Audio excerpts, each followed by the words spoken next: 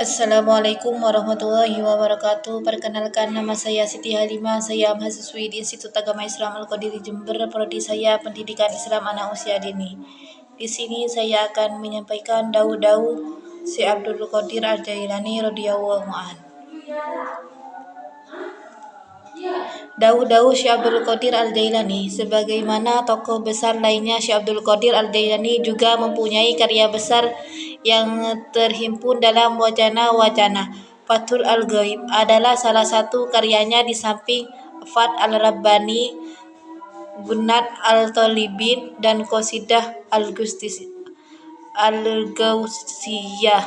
Semua karya tersebut merupakan karya monumentasi fusistik yang berasal nilainya dan tinggi sastranya yang diwariskan kepada para putra dan muridnya. Pemikiran sufistik Syekh Abdul Qadir Al-Jailani banyak berorientasi pada masalah-masalah moral dan ketuhanan teologis yang bersumber pada syariat Islam atau Al-Quran dan Al-Sunnah, baik secara zahir maupun batin. Hal ini sebagaimana yang diartikan oleh Al-Hitan bahwa tekadnya adalah tauhid semua yang disertai kehadiran dalam sikap sebagai hamba Tuhan. Sementara mengenal karakteristik tekadnya, Abdi bin Mushir berkomentar bahwa tekadnya adalah kepasrahan kepada alur-alur ketentuan Tuhan yang bersepakatan dengan kalbu maupun jiwa atau ruh.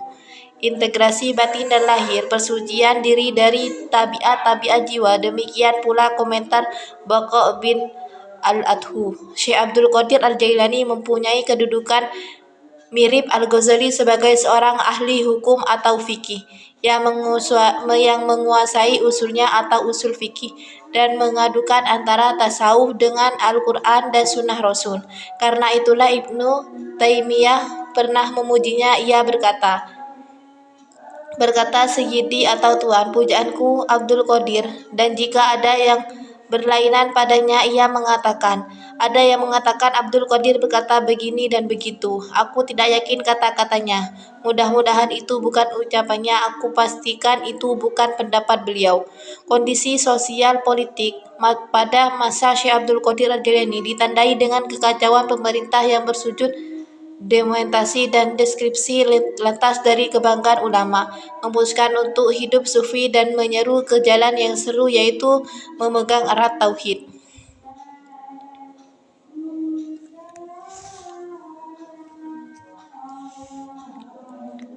Dalam keterangan lain, ia menyebutkan bahwa syiriknya orang kawasan adalah menyekutukan kehendaknya dengan kehendak atau ridho Allah, yaitu lalaian dan terbawa suasana dunia.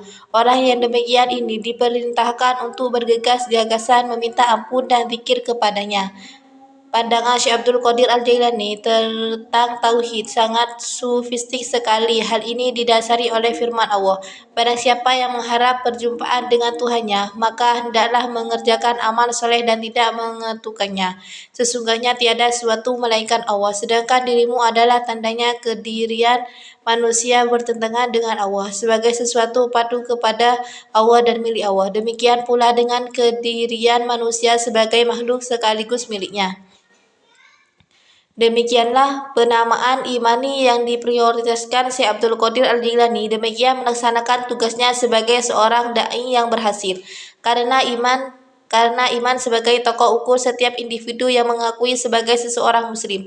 Oleh karena itu, iman memerlukan pengakuan secara tengkir dari subjek atas ketentuan yang berlaku menurut syariat ihlal. Karena imam tidak cukup dilakukan secara parsial, imam sebagai manifestasi keyakinan diharapkan mampu dipertabel ketaatan serta menghapus tindak dualisme. Langkah-langkah Syekh Abdul Qadir Al-Jailani dalam menyeru umat seperti ini sangat tepat sekali, sebab di saat munculnya kekacauan umat di mana-mana terjadi kedumanisasi, depersonalisasi dan despiritualisasi, maka gerakan tauhid dan kembali ke jalan Allah betul-betul diserukan dengan lantang dengan pengalaman spiritualnya yang sangat kuat. Hal ini mencontohkan tindakan Nabi Muhammad SAW ketika menata umatnya pada periode Mekah. Syekh Abdul Qadir Al-Jailani adalah seorang Sunni, karena itu ia tidak membenarkan pandangan Jabiriyah yang fatalis dan Qadariyah dalam masalah usaha manusia.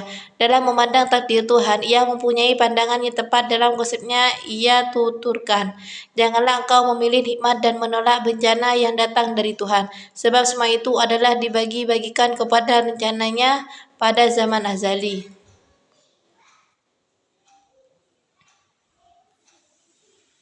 Jangan pula melupakan upaya manusiawi agar tak menjadi korbannya keyakinan kaum fasilita atau Jabiriyah, dan keyakinan tak satu pun terwujud kecuali atas izin Allah Ta'ala. Karena itu jangan Anda puja untuk manusiawi karena demikian ini, karena merupakan Tuhan, dan jangan bahwa tindakan manusia berasal dari sesuatu. Bila demikian berarti kau tidak beriman dan termasuk pada golongan Qadariyah. Hendaknya dan katakanlah bahwa segala aksi makhluk adalah milik Allah. Inilah pandangan yang telah diturunkan kepada kita lewat keterangan-keterangan yang berhubungan dengan masalah pada hal dan hukuman.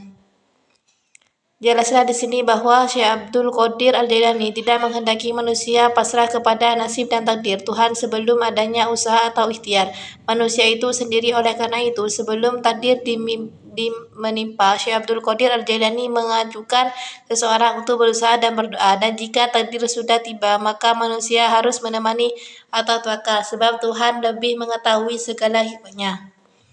Cukup sekian dari saya. Apabila ada salah atau tutur kata yang kurang berkenan, mohon maaf. Wabillahi taufik wal hidayah. Assalamualaikum warahmatullahi wabarakatuh.